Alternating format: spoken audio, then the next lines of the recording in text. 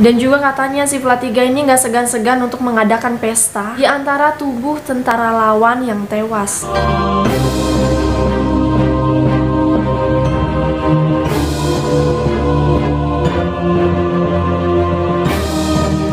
Hai, welcome back to my YouTube channel dan thank you buat kalian yang sudah klik video ini. Oke, jadi sekarang ini aku akan membahas suatu sosok, tapi bukan Putri Duyung, itu udah kelar. Tapi makhluk yang satu ini cukup terkenal nih di kalangan film horor. Jadi kalian para pecinta horor pasti tahu banget mengenai sosok ini, yang mana digambarkan biasanya seorang laki-laki yang haus akan darah. Dan ternyata sosok Dracula ini diambil dari sosok laki-laki di dunia nyata. Oke, ini maksudnya manusia yang makan darah, minum darah atau gimana ya? Terus kok bisa sih si cowok ini disebut-sebut sebagai Dracula? Kira-kira sekejam itukah? Atau mungkin lebih kejam? Atau nggak sekejam itu? Let's get started!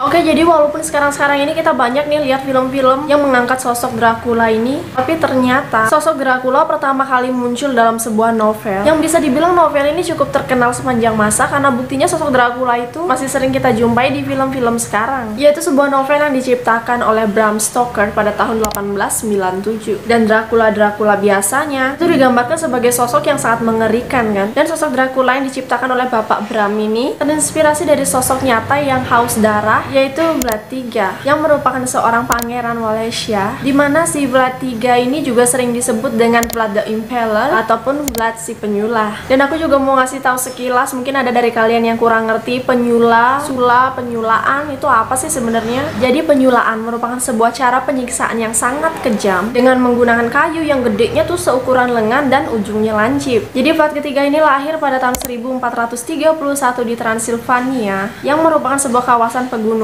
di Romania. Ayahnya bernama Vlad II Dracul, yang merupakan seorang penguasa Wallachia, kerajaan di selatan Transilvania. Dan gelar Dracul ini dia dapatkan karena dia terlibat dalam Order of the Dragon atau orde militer Kristen yang didukung oleh Kekaisaran Suci Romawi. Jadi Dracul ini berarti naga. Vlad II Dracul. Dracul itu berarti naga gitu. Dan ternyata masa muda dari Vlad III ini cukup memprihatinkan, dimana dia ini pernah ditawan oleh Kekaisaran Ottoman di Turki, dan selama ditawan itu dia dan adiknya belajar berbagai ilmu pengetahuan kayak filsafat dan seni. Terus dia juga pandai menunggangi kuda dan menjadi seorang prajurit yang terampil. Tapi ada juga yang bilang kalau selama ditahan itu dia mendapat siksaan dan juga menjadi saksi atas penyulaan yang dilakukan oleh Kekaisaran Ottoman. Nah, walaupun si Vlad III ini ditawan, tapi nasibnya masih lebih beruntung dibandingkan dengan keluarganya yang lain, karena ayahnya nih si Vlad II Dracul digulingkan dari kekuasaannya oleh panglima perang lokal dan dibunuh di rawa-rawa dekat Balteni pada tahun 1447. Nah, terus kakaknya nih yang bernama Mirsya disiksa sampai buta terus dikubur hidup-hidup. Nah, mungkin karena keadaan ini dia ngeliat keluarganya diperlakukan sangat kejam, jadinya ya si Vlad III kejamnya bukan main. Jadi gitulah ya spekulasi sejarah mengenai kejamnya Vlad III ini. Dan setelah keluarganya pada dibunuh kan, si Vlad III ini berhasil nih bebas, dia gak ditawan lagi dan berhasil memerintah Wallachia. Dan waktu dia memerintah, dia ini pengen mengkonsolidasikan kekuasaan atau kayak menyatukan beberapa kelompok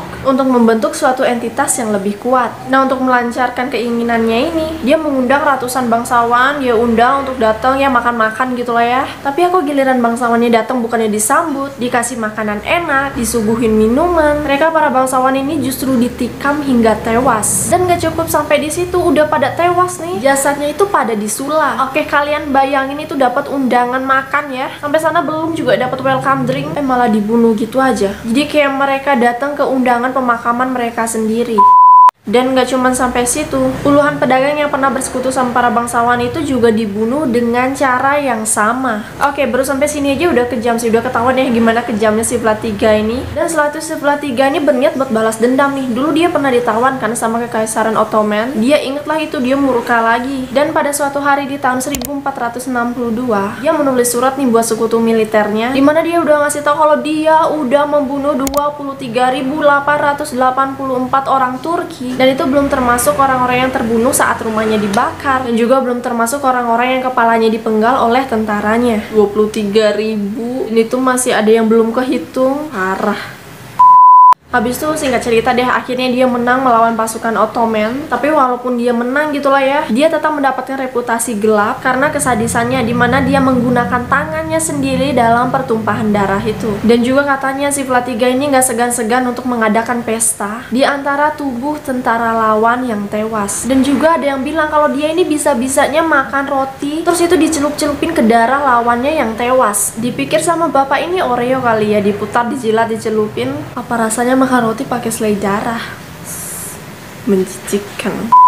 Gitu sih katanya ya, kekejamannya. Ya walaupun nggak tahu juga gimana kebenarannya, tapi yang jelas kesadisan dari Vlad III ini udah menyebar seantero Eropa. Jadi udah terkenal banget kalau orang ini sadis banget, nggak main-main. Dan dikatakan juga kalau dia sama pasukannya ini udah membunuh 80.000 orang dengan berbagai cara, termasuk 20.000-nya di Sula dan dipamerkan di luar kota Targovish. Oh my god, itu jasad dipamerin, pameran jasad. Oke, bagi kalian yang tertarik monggo silahkan datang. Kalau aku lebih milih ke pameran, ya ada odong-odongnya kali ya pasar malam. Dan pemandangan yang mengerikan ini sampai bikin Sultan Ottoman dan Mehmed II yang niatnya menyerang malah balik kanan bubar jalan pulang ke Konstantinopel. Jadi dia nyerang karena saking mengerikannya. Dan akhirnya pada tahun 1476 kisah keji dari Vlad III ini pun berakhir karena ia tewas dikepung, terdesak, dan bahkan kepalanya ini dikirim ke Mehmed II dan dipamerkan di gerbang kota Konstantinopel. Oke, dia bunuh orang dengan cara yang keji. Sekarang di akhir hidupnya ia juga terbunuh dengan cara yang tragis. So guys, itu dia kisah keji dari Vlad III yang merupakan sosok Dracula di dunia nyata. Awal mula Dracula itu ada di sini gitu. So gimana menurut kalian? Apa menurut kalian lebih kejam Dracula yang ada di film-film tuh atau Dracula nyata ini? Kalian bisa komen di bawah. Dan kalau kalian ada yang mau menambahkan juga silahkan. Sorry juga kalau misalnya aku ada salah kata atau kekeliruan. Dan jangan lupa untuk subscribe, like, komen, dan juga aktifkan lonceng kalian agar kalian tidak ketinggalan video-video terbaru dari aku. Sekian video kali ini and see you on the next video. Bye.